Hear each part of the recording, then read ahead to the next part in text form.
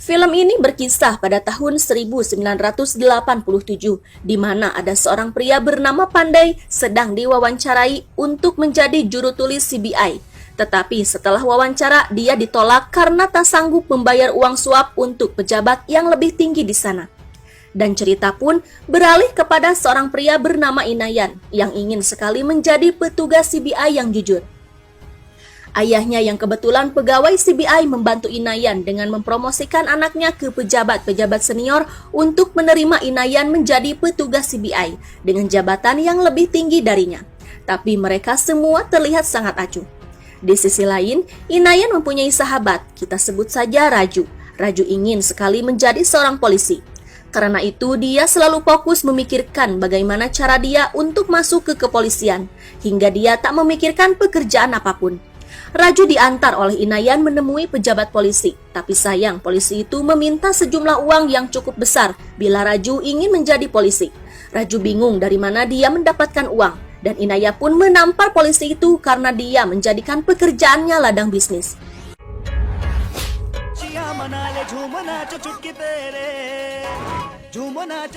Di saat pulang ke rumahnya, Raju dicaci maki istrinya karena dia masih pengangguran.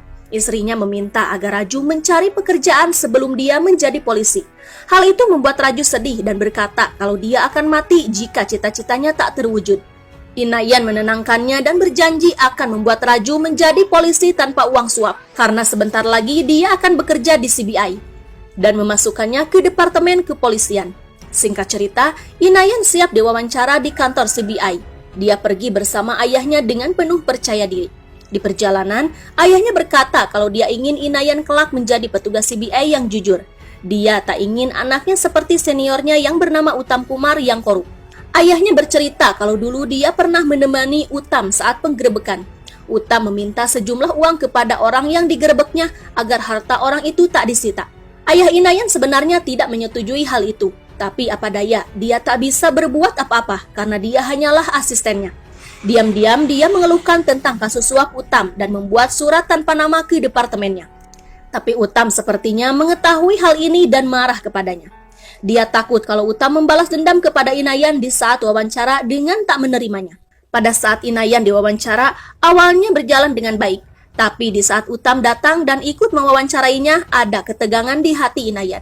Uttam tahu kalau Inayan anak dari pegawainya. Uttam mengajukan pertanyaan kepada Inayan, jikalau seniornya menerima uang suap, apakah dia akan membuat surat tanpa nama untuk melaporkannya? Inayan menjawabnya dengan kata tidak. Dia malah akan membuat surat dengan nama dan alamatnya, kalau perlu akan memakai pas foto. Karena kebenaran harus diungkap kepada semua orang dan dia meyakinkan akan membuat seniornya yang korup itu dipecat dari departemen. Hal itu membuat Uttam terpancing emosi, tapi dia masih tersenyum. Dia mengatakan sebuah pepatah kepada Inayan kalau jangan mencoba menyelam tanpa tahu kedalamannya. Dan benar saja, Uttam membalas dendam dengan sengaja menolak dan mempermalukan Inayan saat itu. Yang akhirnya dia ditolak masuk ke CBI. Sebelum pergi, Inayan mengatakan sebuah pepatah kalau yang berkuasa menindas yang lemah, tapi yang berkuasa akan ditindas oleh yang maha kuasa.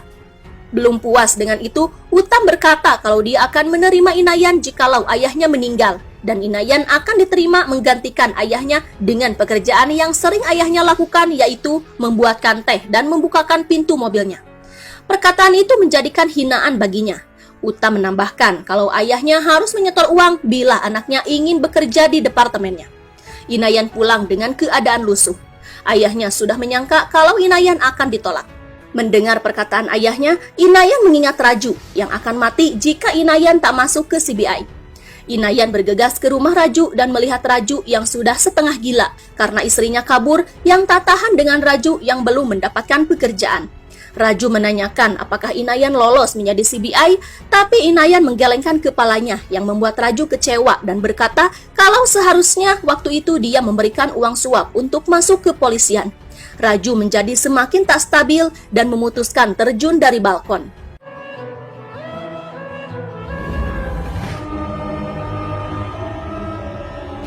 Menyaksikan sahabatnya mati mengenaskan, Inayan bersedih. Dia menangis meratapi nasib sahabatnya yang punya talenta masuk kepolisian tapi tak diterima karena uanglah yang berbicara. Menurutnya, Raju bukan bunuh diri. Baginya itu pembunuhan. Semua yang berkuasa membunuh sahabatnya yang membuat dia memutuskan untuk membalas dendam. Di saat itu, dia memutuskan untuk merampok orang-orang yang tidak jujur.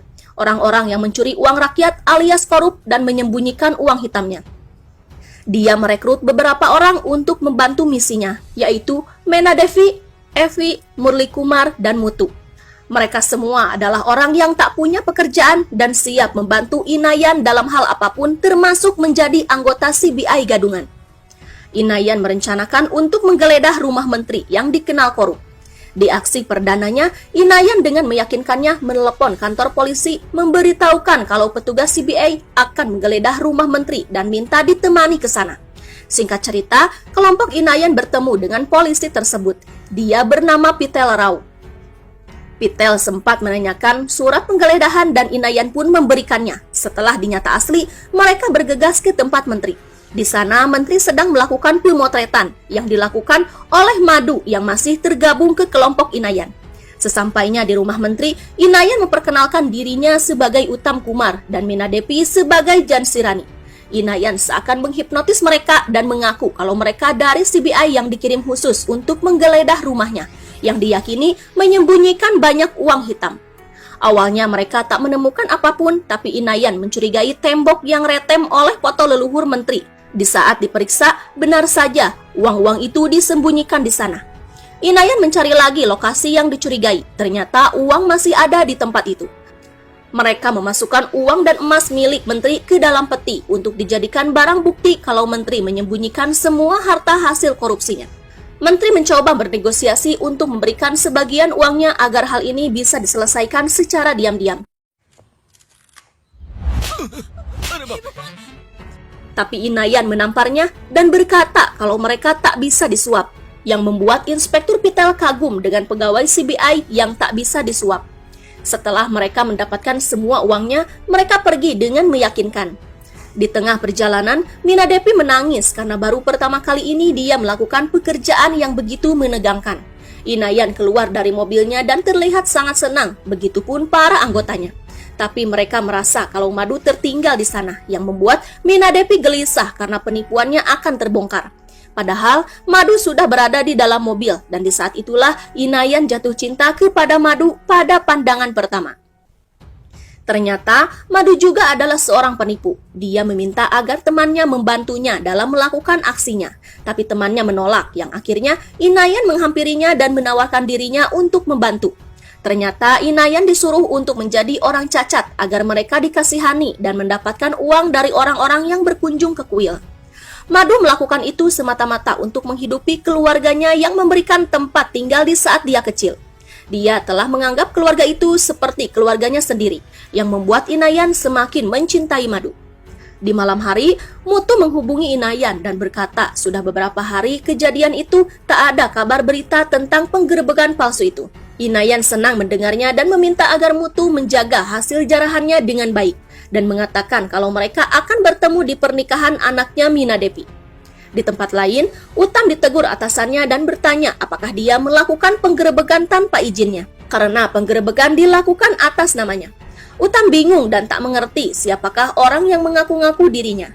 Uttam mendatangi rumah menteri dan terlihat menteri stres karena kehilangan semua uangnya. Uttam menegur Inspektur Pitel yang tak teliti menjalani tugasnya. Ternyata Pitel adalah inspektur baru yang tak tahu siapakah Uttam Kumar yang sebenarnya.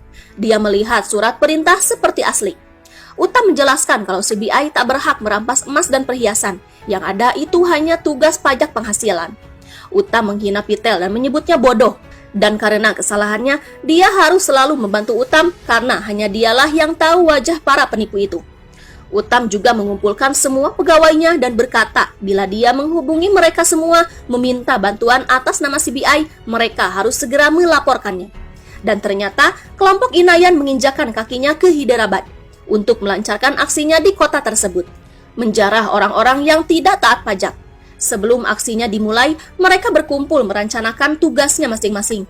Dan akhirnya aksi pun dimulai. Tapi di saat mereka akan menggerebek targetnya, mereka mendapati kalau rumah target sudah digeledah oleh yang lainnya. Ternyata mereka petugas pajak asli Hyderabad. Mereka merasa kikuk dan terlihat tegang ketika petugas itu meminta surat izin penggeledahan.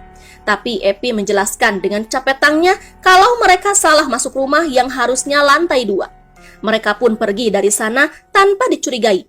Mereka masuk ke rumah target kedua dan memperkenalkan dirinya sebagai Uttam Kumar dari pajak penghasilan. Mereka langsung menggeledah rumah itu tapi tak ditemukan apapun. Tak ada sedikit pun uang tersimpan di tempat itu.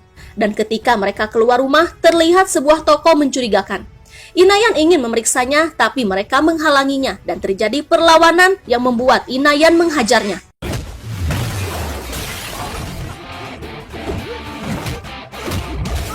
Setelah dibuka, kardus itu berisi uang.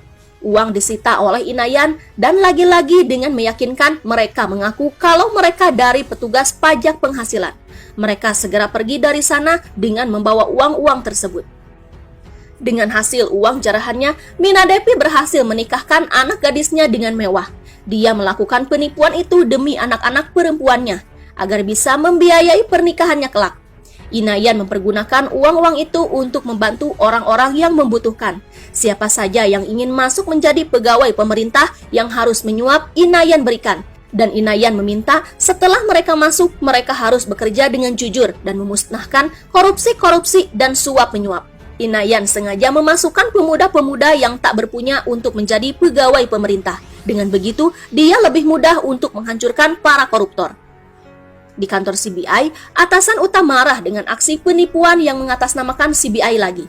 Dia akhirnya menunjuk seseorang yang bernama Krishna Viswa untuk menyelidiki kasus ini. Krishna Viswa adalah petugas Interpol yang jujur dan tak suka kejahatan siapapun yang melakukannya.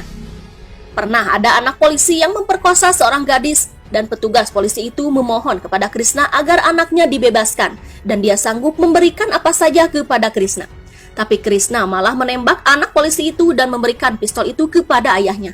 Seakan-akan ayahnya lah yang menembak, lalu ia berkata ke semua orang kalau ayahnya lah yang menghukum anaknya yang sudah berbuat dosa. Dia juga meminta agar semua polisi memberi hormat kepada polisi itu karena perbuatannya patut dipuji yang akhirnya polisi itu dipromosikan jabatannya. Dengan berbisik, Krishna berkata kalau dengan cara ini dia tak akan dipermalukan, malah dia akan dinaikkan jabatannya karena pikir semua orang tindakan polisi itu benar. Polisi itu tak bisa apa-apa.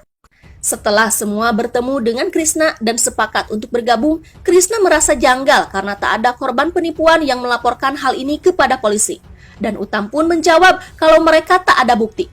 Inspektur Peter menyarankan agar kasus ini dimuat di koran, dan Krishna pun setuju. Keesokan harinya, Inayan melihat berita itu. Di kantor polisi, Peter menemukan berkas milik Mina Devi dan dia ingat betul dengan wajahnya. Dia melaporkan kepada Uttam kalau salah satu anggota dari penipu itu adalah Mina Devi. Setelah melacak alamatnya, mereka menyuruh agen pergi ke rumah Mina untuk berpura-pura memperbaiki telepon rumahnya. Padahal dia menyimpan alat penyadap di telepon itu. Setelah beres, Mina menelepon Inayan. Awalnya Inayan tak mengangkatnya karena dia tahu sekarang mereka sudah diketahui dan polisi pasti sedang memburunya dengan cara apapun. 2 kali telepon itu tak diangkatnya. Inayan takut percakapannya disadap.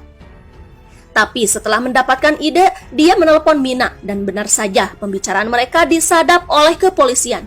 Inayan berkata kalau dia akan melakukan aksi besar-besaran dengan merampok orang-orang yang menyimpan uang hitamnya. Inayan menambahkan kalau tak akan ada yang mengeluh bila mereka merampok para koruptor yang menyimpan uang hitamnya karena mereka pun takut kejahatannya terbongkar. Mina bingung dan bertanya apa maksud perkataan Inayan. Inayan menjelaskan ada buaya di CBI dan Departemen Pajak Penghasilan. Tak ada karyawan di sana yang jujur. Buktinya mereka tak meloloskan orang-orang baik yang ingin bekerja di sana tanpa uang suap. Malah orang-orang bodoh yang punya uang yang diterima. Hal itu membuat Krishna bingung dengan apa yang dikatakan Inayan. Juga terlihat Uttam panik, takut rahasianya terbongkar. Setelah melacak alamat telepon Inayan, polisi mencoba menggerebek rumah Inayan, tapi Inayan sudah pergi dari sana. Polisi juga mendatangi rumah Mina dan rumahnya pun kosong.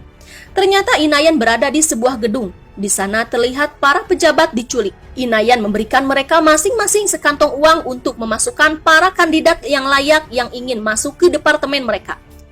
Dalam arti kata, Inayan menyuap para pejabat itu untuk tidak menerima suap dari para kandidat yang layak.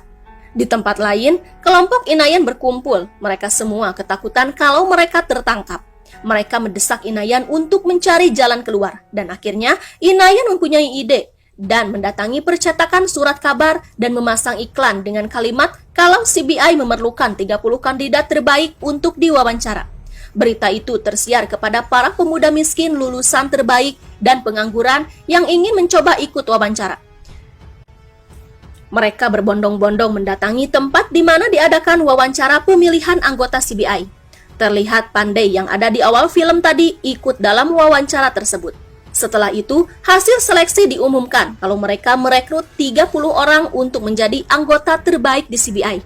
Dan mengumumkan kalau besok adalah ujian praktek pertamanya untuk melakukan razia. Semua yang terpilih mendapatkan gaji pertamanya dan identitas CBI yang sudah dibuat oleh kelompok Inayan. Terlihat semua yang terpilih sangat bahagia karena cita-citanya menjadi anggota CBI tercapai. Tak terkecuali Pandey, dia menangis karena impiannya menjadi kenyataan. Inayan mengingatkan kalau razia ini bersifat rahasia yang tak boleh diungkapkan kepada siapapun. Tapi karena senangnya, salah satu orang tua kandidat menelepon kantor Krishna dan berkata kalau dulu dia meminta dirinya untuk memasukkan anaknya ke CBI. Tapi dia tak kunjung masuk juga. Dan sekarang lewat wawancara CBI langsung, anaknya terpilih. Dan Krishna tak usah melakukan apapun karena anaknya sudah diterima di CBI. Krishna yang mendengarnya bingung dan langsung menghubungi Uttam. Lalu mereka merencanakan sesuatu. Akhirnya mereka mendatangi tempat diadakannya wawancara itu. Dan polisi mengetahui kalau para penipu itu pun menginap di sana. Mereka mendatangi kawan-kawan Inayan dimulai dari Mena Devi, Evi dan Murli Kumar juga Mutu. Kebetulan Inayan tak ada di sana, dia menemui Madu. Madu khawatir dengan aksi Inayan sekarang, tapi Inayan berkata kalau ini akan menjadi yang terakhir kalinya dan setelah itu dia akan menikahi Madu. Di hotel, mereka mendesak Mina dan bertanya tempat mana yang akan ditargetkan mereka. Dengan terpaksa, Mina mengatakan kalau targetnya adalah toko emas. Mereka mengancam teman-teman Inayan agar menjalankan aksinya sesuai rencana dan jangan ceritakan ini kepada bosnya. Yang akhirnya penggerebekan pun tiba. Uttam dan Krishna beserta kepolisian mendatangi toko emas yang dimaksud. Mereka menjelaskan kepada pemilik toko emas kalau akan ada penipu yang mengatasnamakan CBI dan mereka akan menjebaknya. Mereka meminta agar pemilik toko mengganti emas asli dengan yang palsu dan biarkan emas yang asli diamankan di bawah pengawasan mereka. Mereka menyuruh Pitel membawa emas-emas asli untuk disimpan di tempat yang aman. Di tempat lain terlihat Krishna bekerja sama dengan para preman untuk mengawal Pitel yang membawa semua emas yang dibawanya. Uttam juga berjaga di sekitar toko emas untuk menangkap para CBI palsu. Inayan bersama temannya siap mendatangi target yang dimana raut muka mereka terlihat ketakutan. Di luar, para anggota baru yang direkrutnya menaiki bus dan bersiap ke toko emas yang dimaksud. Inayan menjadikan Pandey sebagai ketua dari ke-30 anggotanya, yang membuat Pandey senang. Inayan meminta agar Pandey menunggu Inayan datang. Mereka semua pergi menuju tempat itu. Singkat cerita, Pandey beserta kawan-kawannya tiba di tempat itu, tapi mereka tak langsung masuk. Mereka berada dalam bus menunggu instruksi dari Inayan, yang membuat Pandey merasa bosan dan turun dari bus. Uttam yang melihat Pandey memanggilnya. Dengan percaya dirinya, Pandey menghampiri Uttam dan berkata kalau dia petugas CBI. Uttam pura-pura tidak tahu dan terus menggali informasi dari Pandey, yang ternyata bos penipu sepertinya belum datang. Uttam menghubungi Pitel dan menanyakan apakah barangnya aman, tapi tak disangka ternyata Pitel selama ini bekerja sama dengan Inayan. Dia mengata-ngatai Uttam kalau dirinya orang yang paling bodoh. Radio komunikasi pun tersambung dengan Inayan yang ternyata tidak pergi ke toko emas, melainkan menunggu Pitel di sebuah tempat. Inayan mengatakan pepatahnya yang berisi kalau penguasa menindas yang miskin, tapi penguasa akan ditindas oleh yang maha kuasa. Percakapan mereka terdengar oleh Krishna yang akhirnya Krishna menyuruh preman menabrak mobil Pitel. Uttam mengatakan kepada Pandey kalau bosnya sudah melakukan razia, yang akhirnya Pandey marah.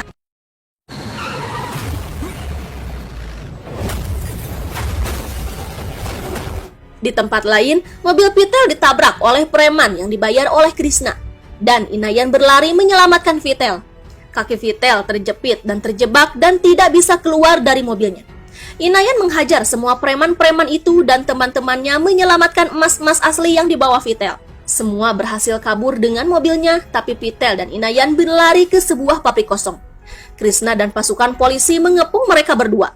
Inayan menjelaskan kalau dia tahu Krishna adalah petugas yang jujur. Dia juga berkata kalau dia hanya melakukan razia yang dihapus dari daftar dan dilindungi oleh pegawai pemerintah yang korup. Lalu Uttam pun datang. Inayan membongkar kalau Uttam salah satu dari petugas yang korup.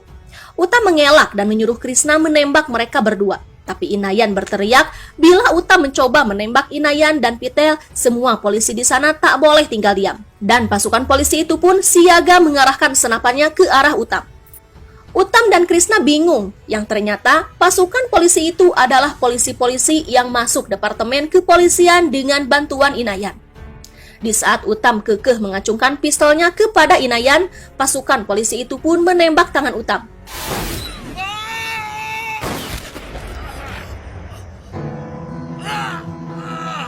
Mereka menakut-nakuti Uttam dengan tembakannya, yang membuat Uttam ketakutan. Di saat itulah, Krishna mengerti apa dan untuk siapa Inayan melakukan semua ini.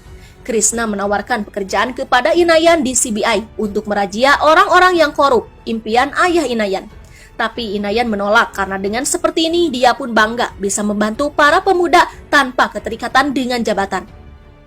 Dia berkata kalau dia hanya ingin para pegawai pemerintah jangan lagi meminta uang suap kepada para pemuda yang punya talenta di bidangnya. Karena jika begitu, dia akan melakukan hal yang sama seperti ini lagi.